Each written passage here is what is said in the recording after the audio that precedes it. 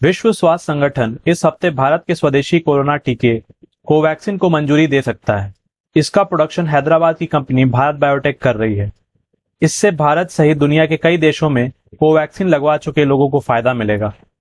WHO का approval न मिलने के कारण अब तक कोवैक्सीन लेने वाले लोग विदेशों की यात्रा नहीं कर पा रहे थे। मंजूरी मिलने के बाद इसे वैक्सीन पासपोर्ट की तरह इस्तेमाल किया जा सकेगा। कंपनी वैक्सीन को आसानी से दुनिया भर में एक्सपोर्ट भी कर पाएगी। भारत बायोटेक ने अप्रूवल के लिए डब्ल्यूएचओ जिनेवा में एप्लीकेशन दी थी। कोवैक्सीन को अब तक 13 देशों में मंजूरी मिल चुकी है।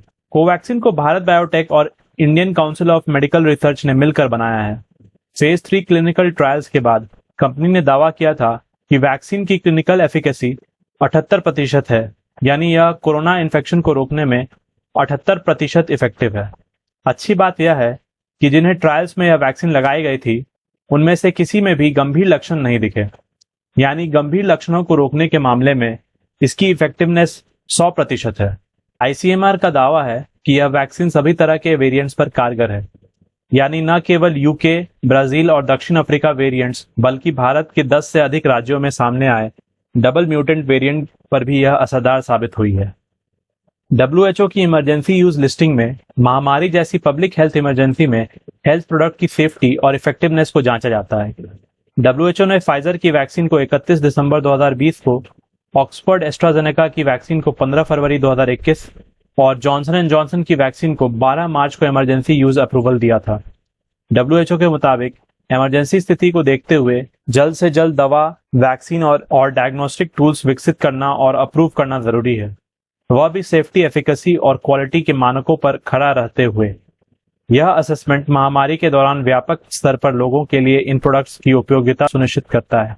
भारतीय फार्मास्यूटिकल कंपनी जायडस कैडिला इसी हफ्ते कोरोना वैक्सीन ज़ाइकोव डी को इमरजेंसी अप्रूवल के लिए सेंट्रल ड्रग्स रेगुलेटर को अप्लाई कर सकती है। अगर इसे मंजूरी मिलती है तो ये दुनिया की पहली डीएनए बेस्ड वैक्सीन होगी। इसके साथ ही देश में उपलब्ध वैक्सीन की संख्या 4 हो जाएगी। अब तक भारत में सीरम इंस्टीट्यूट की कोविशील्ड, भारत बायोटेक की कोवैक्सीन और रूस की स्पुतनिक भी इस्तेमाल हो रही है। भारत में अभी लगाई जा रही तीनों वैक्सीन डबल डोज वैक्सीन है। वहीं जॉनसन एंड जॉनसन और स्पुतनिक लाइट जैसी सिंगल डोज वैक्सीन भी है, जो आने वाले महीनों में भारत में आ सकती है। लेकिन ज़ाइकोव डी वैक्सीन इन सभी से अलग है। इस भारतीय वैक्सीन के 1 या 2 नहीं बल्कि 3 डोज लगाए जाएंगे। फेज 1 और फेज 2 ट्रायल के दौरान 3 डोज लगाने पर यह वैक्सीन ज्यादा समय तक इम्यूनिटी को स्ट्रॉन्ग रखती है। हालांकि कैडिला इसके 2 डोज की टेस्टिंग भी कर रहा है। इससे जुड़े नतीजे भी जल्द आ सकते हैं। ज़ाइकोव डी एक निडल फ्री वैक्सीन है। ये जेट इंजेक्टर से लगेगी। जेट इंजेक्टर का इस्तेमाल अमेरिका में सबसे ज्यादा होता है। इससे वैक्सीन को हाई प्रेशर से लोगों की स्किन में इंजेक्ट किया जाता है। वहीं आमतौर पर जो नीडल इंजेक्शन यूज होते हैं उनसे फ्लूइड या दवा मसल्स में दी जाती है। जेट इंजेक्टर में प्रेशर के लिए कंप्रेस्ड गैस या स्प्रिंग का इस्तेमाल होता है। इस डिवाइस का आविष्कार 1960 में हुआ था। डब्ल्यूएचओ ने 2013 में इसके इस्तेमाल की अनुमति दी थी। 2014 से जेट इंजेक्टर अमेरिका में बड़े पैमाने पर इस्तेमाल हो रहा है।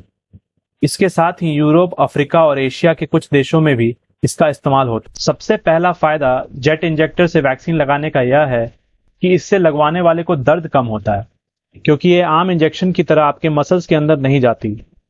दूसरा फायदा ये कि इससे इन्फेक्शन फैलने का खतरा नीडल वाले इंजेक्शन की तुलना में काफी कम होता है। PharmaJet, Spirit International, Valeritas Holdings, Injex, Antares Pharma जैसी कंपनियां जेट इंजेक्टर बनाती हैं। कैडिला इसी हफ्ते ज़ाइकोव डी के इमरजेंसी अप्रूवल के लिए डीजीसीआई को आवेदन दे सकती है। वैक्सीन के फेज 3 के ट्रायल का डेटा एनालिसिस लगभग तैयार है। कंपनी ने सरकार को इसकी जानकारी दे दी है। इस वैक्सीन का टेस्ट बड़ों के अलावा 12 से 18 साल के बच्चों पर भी किया जा रहा है। जिन लोगों को पहले से गंभीर बीमारियां हैं उन पर भी इस वैक्सीन को टेस्ट किया जा रहा है। जायडस कैडिला के managing director doctor Sherwin Patel ने पिछले दिनों कहा था कि हमें उम्मीद है कि हम जुलाई तक इस वैक्सीन का बड़ी मात्रा में उत्पादन शुरू कर देंगे। साफ है कि कंपनी को इस महीने के अंत तक या फिर जुलाई की शुरुआत में अप्रूवल मिलने की उम्मीद है। जायडस कैडिला 1 साल में 24 करोड़ डोज के उत्पादन की बात कर रही है। कंपनी की तैयारी ऐसी है कि अप्रूवल मिलने के कुछ ही दिन बाद ये बाजार में आ जाएगी। कंपनी हर महीने 2 करोड़ वैक्सीन का प्रोडक्शन करेगी। इसके साथ ही प्रोडक्शन बढ़ाने के लिए दूसरे मैन्युफैक्चरर से भी बात चल रही है। कंपनी पहले महीने में करीब 1 करोड़ डोज बनाएगी। इसके बाद अगले महीने से प्रोडक्शन को डबल कर दिया जाएगा। ज़ाइकोव डी का दूसरा डोज पहले डोज के 28 दिन बाद लगाया जाएगा, वहीं तीसरा डोज पहले डोज के 56 दिन बाद लगेगा, यानी हर डोज में 4-4 हफ्ते का अंतर रहेगा। ज़ाइकोव डी के तीसरे फेज के ट्रायल के लिए 28,000 से ज्यादा लोगों को इनरोल किया गया है। इसमें 12 से 18 साल तक के बच्चे भी शामिल हैं। कैडिला ने देश भर में 20 सेंटर्स पर तीसरे फेज के ट्रायल किए हैं। हर सेंटर पर 12 से 18 साल तक के 20-20 बच्चे भी ट्रायल का हिस्सा थे। ट्रायल में शामिल सेंटर्स की ओर से कहा गया है कि वैक्सीन के बच्चों पर कोई साइड इफेक्ट नहीं दिखाई दिए। उम्मीद है कि जल्द ही देश को बच्चों की पहली वैक्सीन मिल जाएगी। कहा जा रहा है कि कंपनी जल्द ही 5 से 12 साल के बच्चों पर भी वैक्सीन का ट्रायल कर सकती है। अगर ट्रायल के नतीजे उत्साहजनक रहे तो वैक्सीनेशन का दायरा और बढ़ सकता है। ज़ाइकोव डी एक डीएनए प्लाज्मिड वैक्सीन है। ये वैक्सीन शरीर की इम्यूनिटी को बढ़ाने के लिए जेनेटिक मटेरियल का इस्तेमाल करती है। जिस तरह अमेरिका समेत कई देशों में लग रही फाइजर और मॉडर्ना की वैक्सीन इम्यूनिटी बढ़ाने के लिए mRNA का इस्तेमाल करती है, उसी तरह ये प्लाज्मिड डीएनए का इस्तेमाल करती है। mRNA को मैसेंजर आरएनए कहा जाता है, जो शरीर में जाकर कोरोना वायरस के खिलाफ एंटीबॉडी बनाने का मैसेज देती है। वहीं प्लाज्मिड इंसानी कोशिकाओं में मौजूद एक छोटा डीएनए मॉलिक्यूल होता है। ये डीएनए आम क्रोमोसोम्स डीएनए से अलग होता है।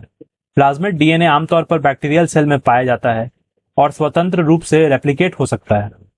प्लाज्मिड डीएनए इंसानी शरीर में जाने पर वायरल प्रोटीन में बदल जाता है। इससे शरीर में वायरस के प्रति मजबूत इम्यून रिस्पॉन्स विकसित होता है। यह वायरस को बढ़ने से रोकता है। अगर कोई वायरस अपना आकार प्रकार बदलता है, यानी उसमें म्यूटेशन होता है, तो इस वैक्सीन को कुछ ही हफ्तों में बदला जा सकता है। बाकी वैक्सीन की तुलना में इसका रखरखाव ज्यादा आसान है। इसे 2 से 8 डिग्री तापमान पर स्टोर किया जा सकता है। यहाँ तक कि 25 डिग्री के रूम टेम्परेचर पर भी ये खराब नहीं होते हैं। इस वजह से इसके रखरखाव के लिए कोल्ड चेन की जरूरत भी नहीं पड़ती है। यहाँ तक कि कोरोना के नए वेरिएंट के लिए बाकी वैक्सीन की तुलना में इसे आसानी से मॉडिफाई भी किया जा सकता है। आज की न्यूज में बस इतना ही। मिलते हैं अगले वीडियो में कुछ और नई और दिलचस्प खबरों के साथ। धन्यवाद।